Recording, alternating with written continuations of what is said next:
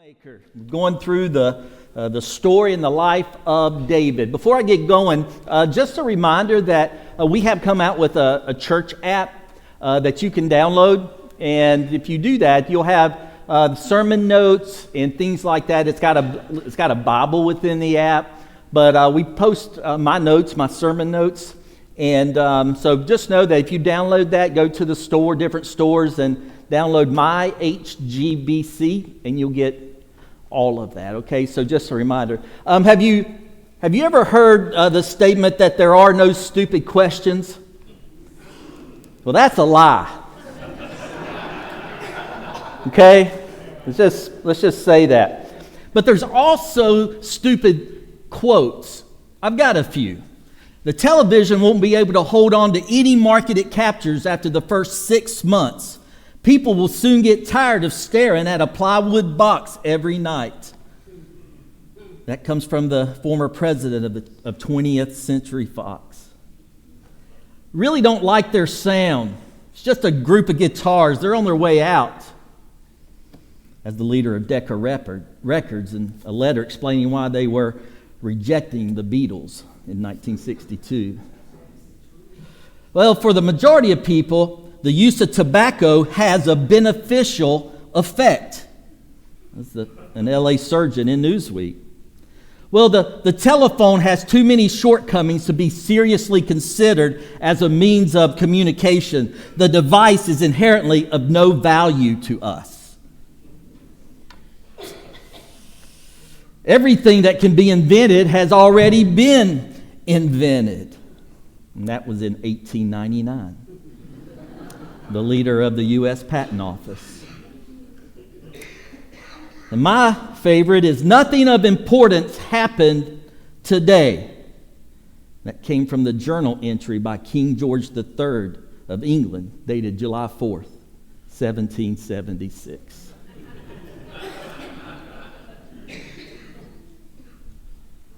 Now, really my favorite. My choices affect no one but me.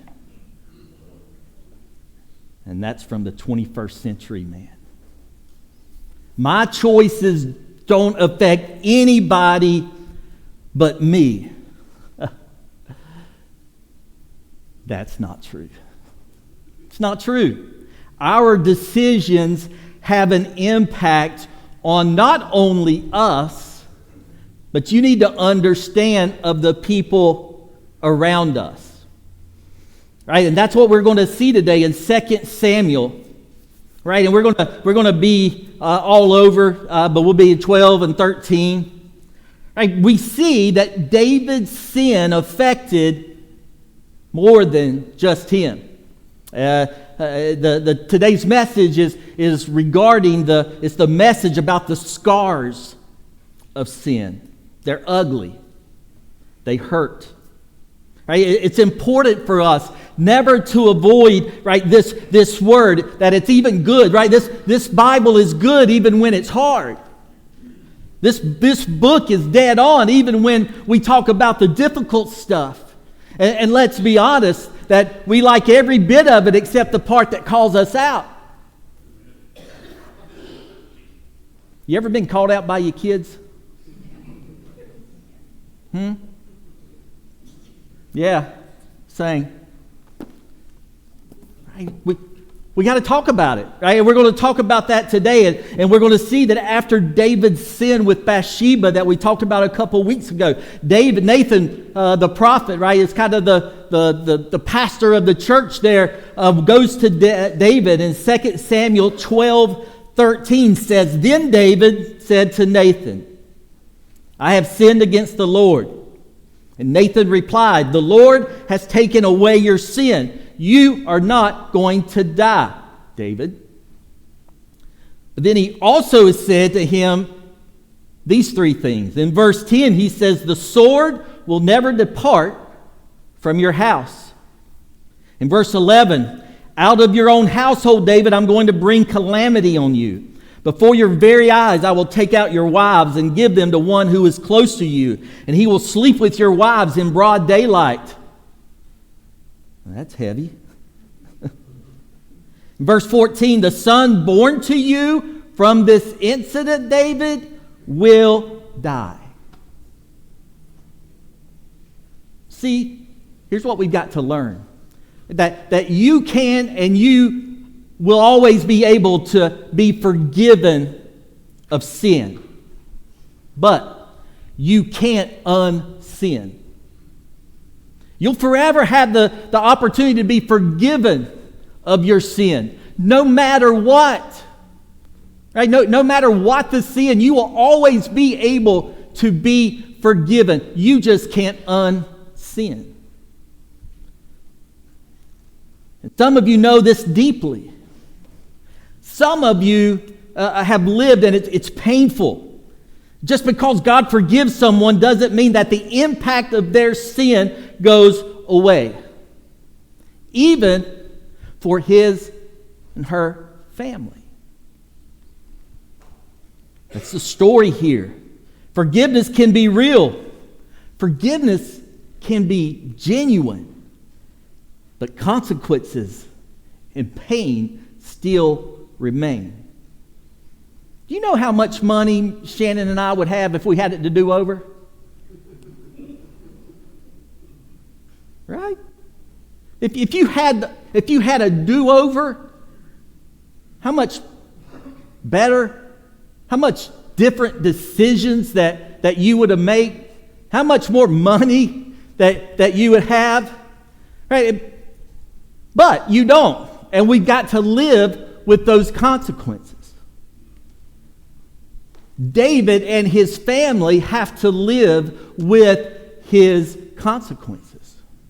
In the next 5 chapters here, we're going to see David's family turn into a nightmare, to be honest. Right? The painful outworking of his sins, right? Both one with Bathsheba, and then as he just, the train wreck just kept happening and happening. You'll see the tragic story of how David's sins affected lots of people.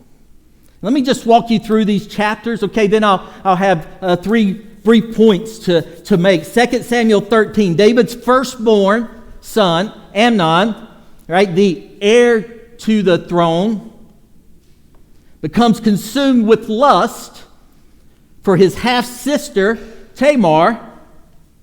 Right, so David had multiple wives. Tamar was the daughter of one of his other wives. So Amnon and Tamar have the same dad, David, but different moms. So she's his half-sister. And Amnon lures Tamar into his bedroom and he tries to seduce her. When that fails, he rapes her.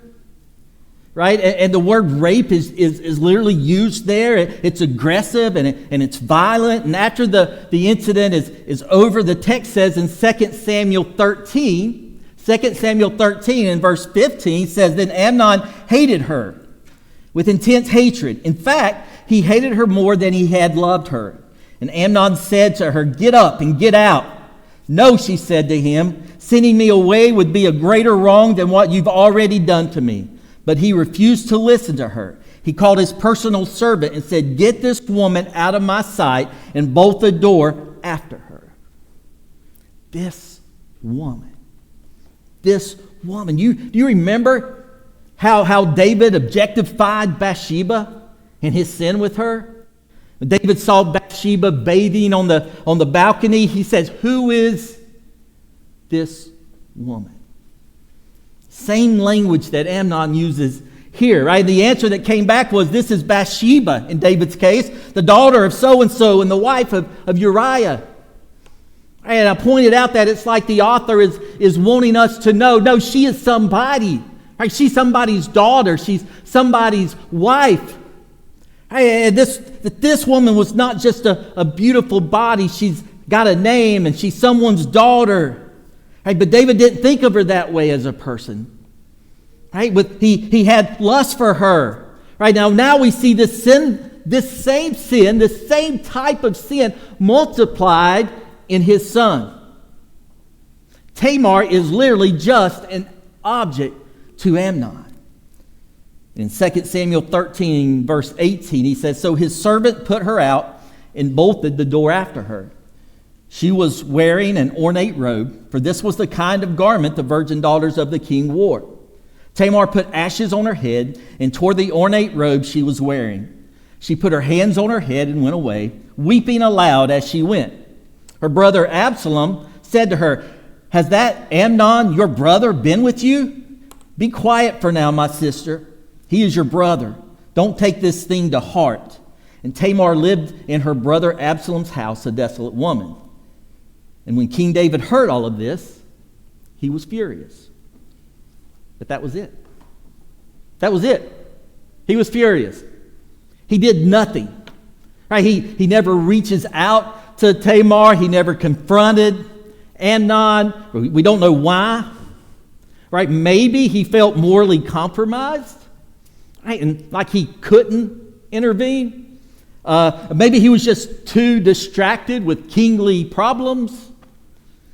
Maybe he was just a disengaged dad. We don't know. But bottom line is you've got a dad who's walking around angry but doing nothing, which doesn't help anybody. Okay, well, because of David's passivity, Absalom, who was Tamar's full brother, stepped in to handle things. Okay, and he says to Tamar, in verse 20, what we just read, "Be quiet for now, my sister. He is your brother. Don't take this thing to heart." Which was colossally terrible advice. I mean, how could she not take this to heart? And she shouldn't be quiet. In fact, Absalom should be speaking up for her. Is what we would expect. Right? How many sex abuse victims have there been, right, that tried to say something only to be told, right, "Hold your peace, sister. Don't take this to heart." Like many victims, she did what she said, what she was told. And Tamar lived in her brother Absalom's house, a desolate woman. That word desolate there, right, the literal definition is stunned, devastated. Right, that word carries weight, right? Tamar was never the same, right? Her life was shattered. And then Absalom starts to plot revenge. Right? But it's a revenge scheme way more about him than her, which is often the case. He hatches this 2-year scheme whereby he lures Amnon away from the palace, he gets him drunk, and then murders him. By the way, getting someone drunk and murdering them, what does that remind you of? David's sin. David's sin is being multiplied in his sons. After the murder, Absalom flees the country for 3 years. Right? And it turns into a national scandal. And that takes us to chapter 14 of 2 Samuel. And a woman comes in and tells David this story about his 2 sons who got in an argument with one of them, accidentally killed the other one, that he had to flee for his life. And then he repented and wanted to come back home. But the community wouldn't let him in. So now she has no sons and no heir to take care of her in her old age. And again, David doesn't realize she's telling one of those stories that's about him. Right? It's kind of like the one Nathan had used when he confronted him about Bathsheba. You know, David's not the spiciest Dorito in the bag here, okay? When it comes to recognizing these things. He says, my judgment is that this son should be allowed to come back and all should be restored.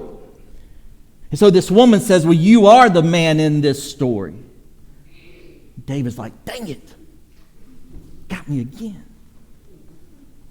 But we see this, right? So David says, let's bring Absalom home. Let's bring him home. And they do. They bring him home, but David refuses to talk to Absalom. He's still angry. He's still mad. So Absalom doesn't even see his face for 2 years. That makes 5 years since Absalom has spoken to his dad. So eventually in 2 Samuel 14 and verse 31, Absalom sets a field on fire, right? Trying to get his dad's attention. Literally sets a field on fire, right? It's the ultimate kid trying to get dad's attention kind of move. David finally agrees to see him, and he gives him this official ceremonial kiss, a ceremonial restoration of their relationship, right? But there's really no reconciliation. So Absalom, again, spends the next 4 years systemically trying to overthrow his father's kingdom. Now, a few things about Absalom that I think we should know is, first, he was tall, really good looking. The text tells us that he had beautiful, long hair, and his hair alone weighed 5 pounds. 5 pounds. Right? The second, the text tells us, right, he was very politically shrewd. Okay, chapter 15 explains how he would literally stand outside of his father's palace, and whenever people would bring their cases to the king, he'd go up to them, right? He put his arm around them, right? Well, you got a real issue here, right? But unfortunately, guy, like, Dad's too busy to give you justice. But if I were a judge of Israel, though, right, I'd make sure that you got everything that you wanted. And he did this time and time again. The chapter tells us that when people realized Absalom was the king's son, they'd bow down. But then he'd pick them up and he'd hug them and he'd say, well, brother, don't bow to me. Right? We're the same, you and me. It's kind of absurd. Right? It's like the trust fund baby turned politician here. Right? He tries to convince the working man what they're just alike. Right, this is the drama that's playing out in David's lineage here. Right? In 2 Samuel 15:6 says, Absalom behaved in this way toward all the Israelites who came to the king asking for justice, and so he stole the hearts of the people of Israel. And then when the time was right, Absalom staged a coup. He mounts a rebellion. He drives David out of the palace, and then as a show of power, he sets up a pavilion where? On the roof, and sleeps with some of David's wives. Can't make this up. Right? Which was intended, really, the purpose of that was to be a public humiliation to his father, David. Right? And that's how the chapter 15 ends. Absalom has stolen David's house, his kingdom, his wives. The irony is that Absalom is doing all this from the roof of the palace. Place from which David's original sin began. Sins of the father have been multiplied in the son. Eventually, however, all right, and I hope you're enjoying story time with Chris, okay? Right, eventually, however, right, go to chapter 18, the tide turns. David's able to muster enough of his army to take back his kingdom.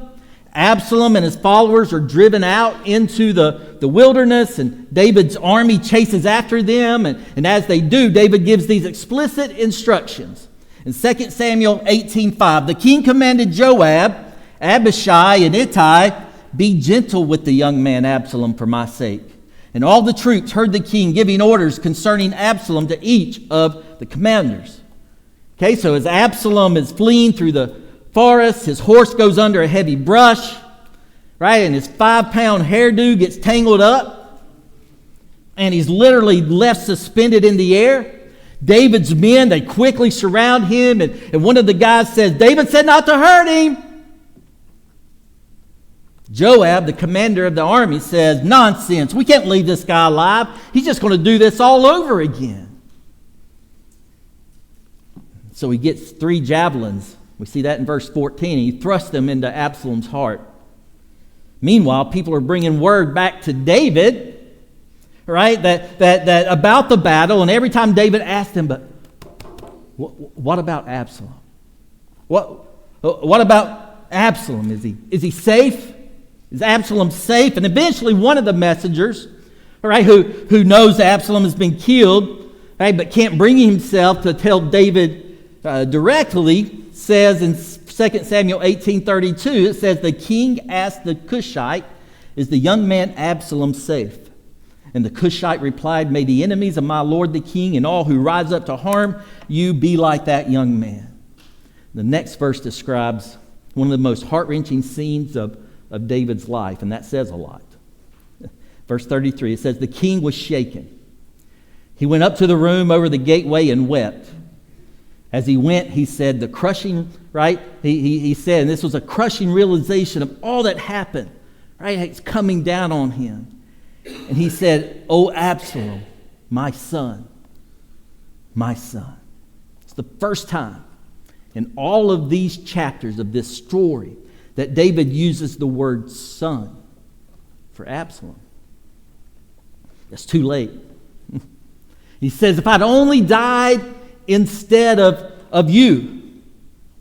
I told you that the repetition of a Hebrew phrase indicates an intensity, right? An intensity of emotion. And we see this, right? It's their version of writing in all caps, okay? Here David repeats the phrase, my son, 5 times. My son, my son. And here's what I want us to draw away from this crazy story. Right, three things, right? Not just about your life, right? But I hope that 3 things that are going to help you understand this whole Bible. Number 1, the sins of the father are multiplied in the children. The sins of the father are multiplied in the children. I'm going to put a couple of these points in the probably the language of fathers, right, with their children in these stories, right, because they're about a man and his children. But these principles apply to all relationships. You'll notice there's several relational dynamics at work in these stories, and brothers and sisters, children back towards their parents, friends towards each other, right? These principles apply everywhere. You know, I know that within our families, right, they're all perfect.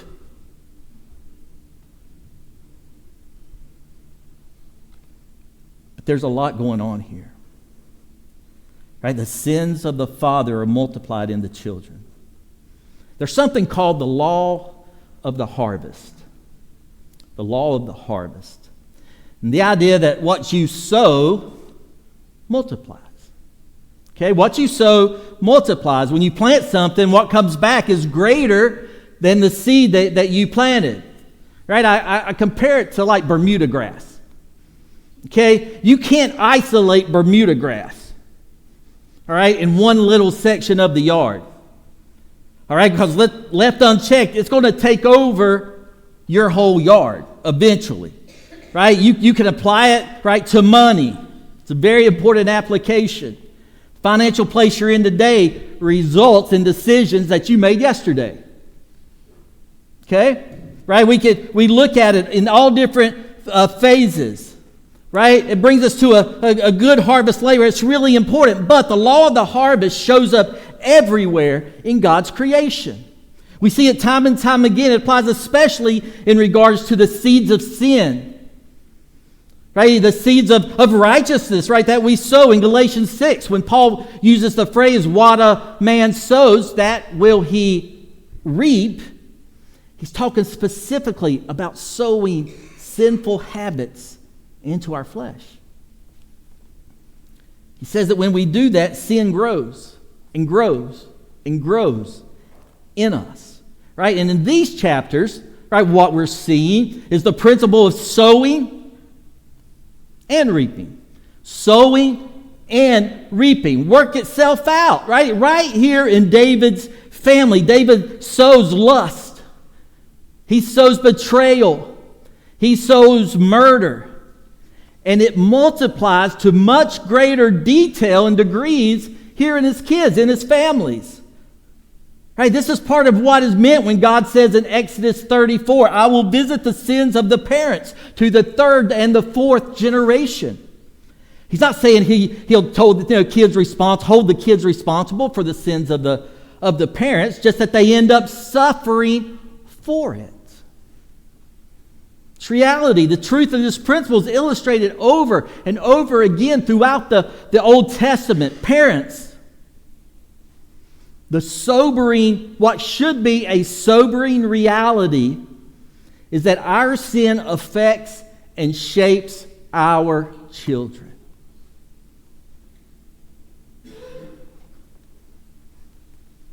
Let's just let that marinate a little bit. Right? It does. Right? It just does, right? They learn from you. They learn from me. Right? They learn all these things, right? Even to greater degrees. Studies show that if you neglect your kids, they likely grow up neglecting theirs. You abuse them, they often abuse theirs. Hurt people hurt people. Bottom line, right? You're a workaholic, they grow up with identity issues. They manifest in all kinds of toxic ways. You're unfaithful to their mother or to their father, they grow up with commitment issues of their own, right? You fail to be faithful in your giving, or you nurse a secret love of money, they grow up materialistic. They overhear you gossiping about or judging others in the home, they grow up with critical and complaining spirit. Self-righteous, right? With problems getting along with others. Right? It really affects me, right? Honestly, breaks my heart when I see my idols replicated in my children. I see it all the time, things that have always been a little too important to me, right? That start to manifest in them. Parents, if you worship the idol of success, that is, you think that being at the top of your field, making lots of money, are required to be happy. Right? Your kids, they will absorb that, and they grow up with that same type of pressure. Always feeling like they have to be first or best or top of their class, right? This really speaks to me. You know, listen, when my kids were in school, man, I was brutal, I know. Right? There was a standard. And there was a standard that I expected from them. Okay? You're not coming home with bad grades. Right? As I look back, right, I'm thinking, it's a little overbearing. That was a lot overbearing. Okay? Right? And one thing that I had to learn as they grew up, right, and they got into high school and they started to make their own decisions, is that I had to parent different. I had to chill out. Okay? I had to just say, all right. Again, I've told you before, it's this idea, parents, it's this idea, dads, of at some point, to begin with and always, right, to say they need to depend on the capital F Father instead of the little f Father. One of the hardest things that I had to learn in my life was to give them over. You say, Chris, that's crazy. Hey, that's crazy. No, I'm serious. Serious. Maybe you battle with this. You know, and it again, yes, it comes from a good place. It always came from a good place, right? I want them to be successful. I want them to get through school, right? And listen, God's mercy and His grace and His love that He has for us, right, they're on their way. But what I've learned is that it had little to do with me and more of the goodness of the Father. Right? But that's it. Because me, in my sin nature, the way that God made me and all the struggles that I have in my life, I know will manifest, right, in them. Right? Shannon says it all the time, right? Preston will say something, and it's usually maybe a little smart alecky or a little quick, right? And she's like, oh my gosh, that's so you. Oh my goodness. We think alike. He's got better hair than I do. Right? But it's true, right? So parents, I'm telling you, right, that listen, what you do, how you act, even the good stuff that you think's going on in your life affects your children. And mom and dad, that should rock you to your core. Should affect how we parent. Right? That matters. But that matters, right? Because they're going to have kids. All right, and listen, I done told mine, don't be bringing up no jacked up kid to my house, misbehaving and all that mess.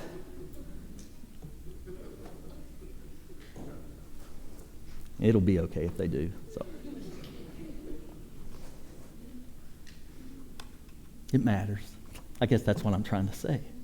Right? And we have to take accountability for that.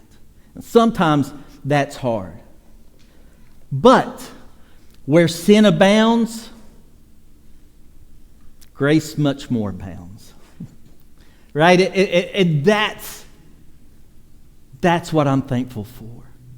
Right? That although of all my shortcomings, right, of all the things that I did wrong and I got wrong and I said wrong and all of those things, He has shown grace to me and to my family. Right? But I want you to understand that there is a divine order to how God set things up. Right? And stories like David illustrate that. All right? I'll leave you with this, that you must be killing sin or it will be killing you. You must be killing sin or it will be killing you. At any given moment, one of those two things is happening in your life. And not just you and your children and those that you influence for generations. All right? It's a little heavy, wasn't it? I get it. All right? How about a little good news? You can break the cycle. You can break the cycle. But how? Right? It wasn't like David sinned once and then all of this was inevitable. No, in these chapters we see multiple points of failures. Right? That actually, it's actually good news. There's multiple places that they could have broken the cycle. Right? That means there are multiple ways that you can too. Amnon failed by objectifying his sister. Absalom failed, right, by not dealing with his anger properly and pursuing revenge. Right? That was really more about him than her. But when I read this story, I find one particular point of failure that stands out. It really stands out above the rest, that seems to be the linchpin for all the rest. And that's the silence of David at some very key moments. Right? He's silent. First was where David, finding out about Tamar's rape, gets mad. Does nothing. Wonder what might have happened had David stepped in and cared for Tamar. Pursued justice on her behalf. Brought her into his home. Instead of her having to live desolate and alone, is what the scripture said. Right? Or maybe comforted Absalom, calmed him down, right? Taught him what godly justice looked like. That might have kept Absalom from going on this murderous rage. Right? Which ultimately led to his banishment and then a murderous coup. Maybe that doesn't happen. I wonder what would have happened had David reconciled with Absalom instead of stonewalling him for 5 years. And maybe that's what somebody needs to hear today. Maybe that's what you need to hear, is that maybe there's something, maybe there's somebody, right, in your family, right, and that you need to reconcile with. And let's be honest, some of those things, I don't want to undermine, some of those things are significant and major, okay, right, and hurt to the deepest core. But some of them can be stupid, right? Some of them in the larger scheme of things are minimal, and yet it's been years. It's been years, right? And we let that wine, pride, right, all those types of things start to come in. Right, but we can't know, but the silence of David is deafening in these chapters. Right? You can make the case that the original sin goes back in part to the silence. All right, get this. Right? This happens time and time again in Scripture. Right? It goes back maybe to the silence of Adam and the failure of men to step up and lead. I'm like, Chris, you're reaching pretty far back for that one. No, listen to this. Right? When they should have been a dominant problem throughout human history, right? We men didn't step up. When God created Adam and Eve, He put Adam in a position of authority, right, to serve and to protect. Right? The Hebrews shows us this in a lot of different points. God made Adam first and gave him the responsibility to name Eve. And that was a way, just so you know, that was a way in the Hebrew of communicating his leadership role in that relationship. The Apostle Paul says that in 1 Timothy 2. Right? It doesn't mean that man's superior in any way. Right? Just that he was to take the lead. Right? God gives the commands of the garden to Adam. All right? And he's supposed to relay them to her and lead her in obeying them. He's told to love, protect her like his own body. To lay down his life for her, to prosper her. Right? And the fall of Adam and Eve in Genesis 3 came in part through the total abdication of that leadership role of Adam. Right? Gen 3 says that when the snake tempted Eve, Adam was with her. Not on the other side of the garden, killing and grilling or doing whatever we do. Right? No. With, in Hebrew, literally means elbow to elbow. He watched as she did it. It wasn't just a failure of spiritual leadership. It was a failure of protection. Right? That Adam knew God had said that the day they ate it, they would surely die. He's waiting to see if she dropped dead, I guess, when she ate it before he'd touch it. See, the original sin didn't begin with an act of commission. The original sin, the taking of the forbidden fruit, the original sin began with an act of omission. The man, right, failing to step up, lead, protect. Right, but Genesis 3:9, but the Lord God called to Adam, where are you? Where are you at, bro? Where are you? David, where are you? David, where are you when Tamar had been abused? David, where are you when Absalom needed his father?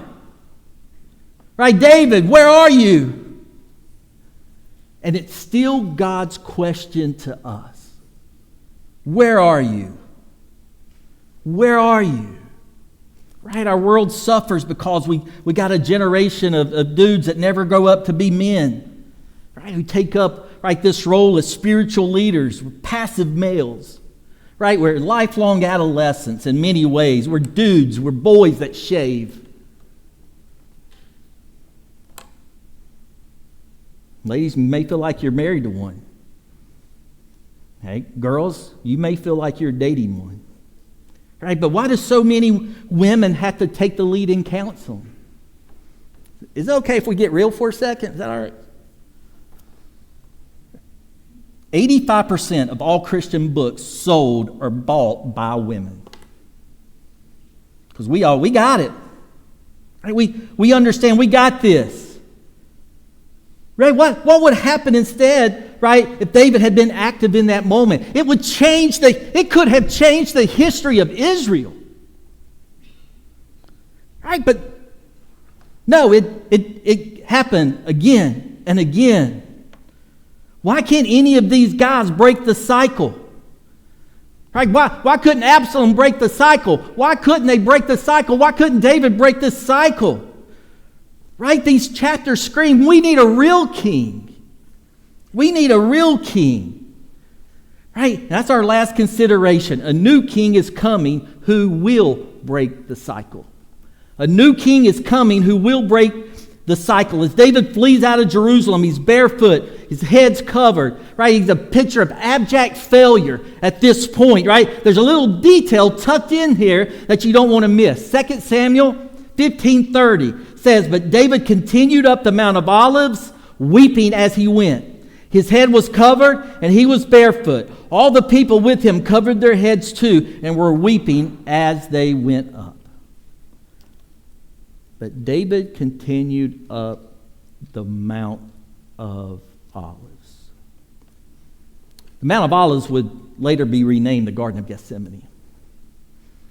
You see, a year later, another son of David would walk that same path, weeping, sweating drops of blood, the future son of David, would also be rejected as king. But unlike David, it was not his own sin that drove him out of Jerusalem. Right? It was ours.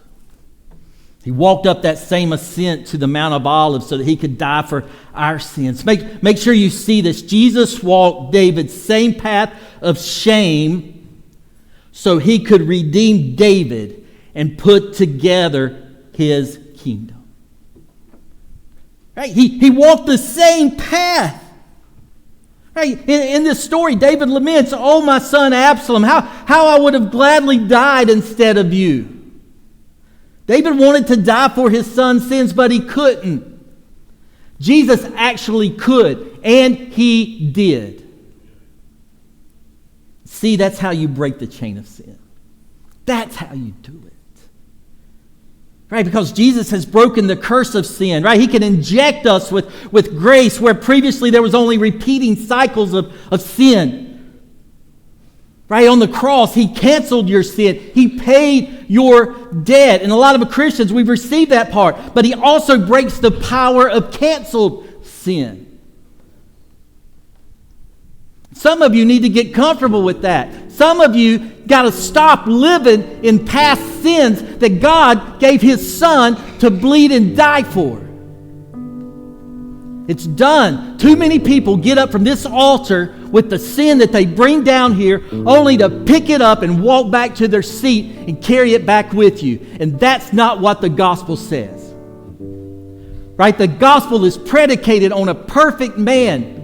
Right? That took the weight of our sin, all of it, to the point that God in heaven had to turn his back from him. Right? And now we think, right, that guy's not enough for us and our problems and our sin and our past sin, right? And that he can't break the chain. But he did. Right? That's not good news just for David. It's good news for Tamar. Right? Who's all but been forgotten. She's literally forgotten by David. But see, she wasn't forgotten by Jesus. No, as Jesus went up that Mount of Olives, he carried those same sins of Tamar as well. The ones that's less than. Some of you have been hurt by other sins. You've been the recipient of some of that violence. He's borne our griefs and our sorrows. Yet he esteemed, is smitten by God and afflicted. But he was wounded for our transgressions. He was bruised for our iniquities. The punishment that brought us peace was laid on him. And by his stripes,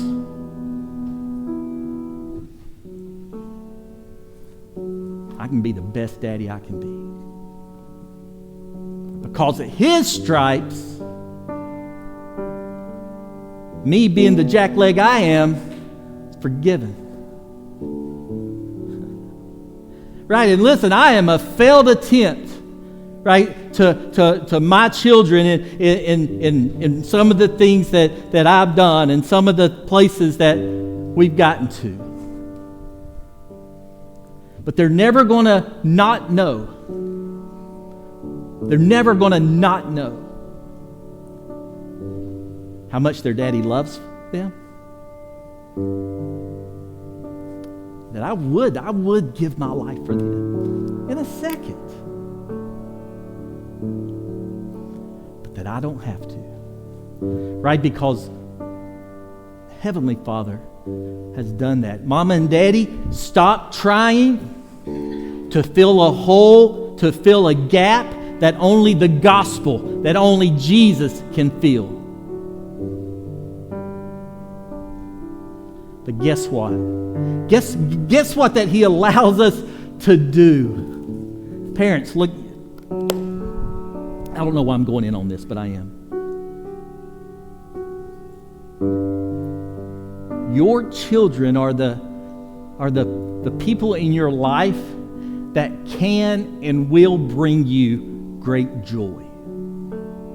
A joy that, like, you weren't even aware that you could even have.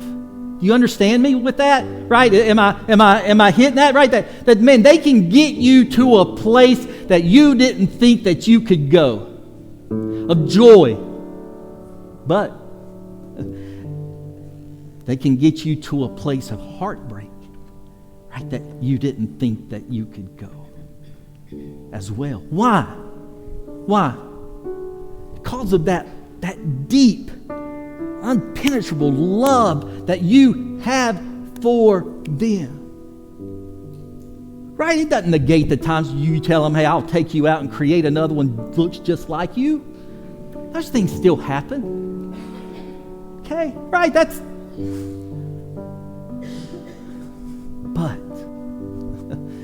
let me tell you that let there never be a doubt in your household, in your lives, with your children, with your grandchildren, with everybody.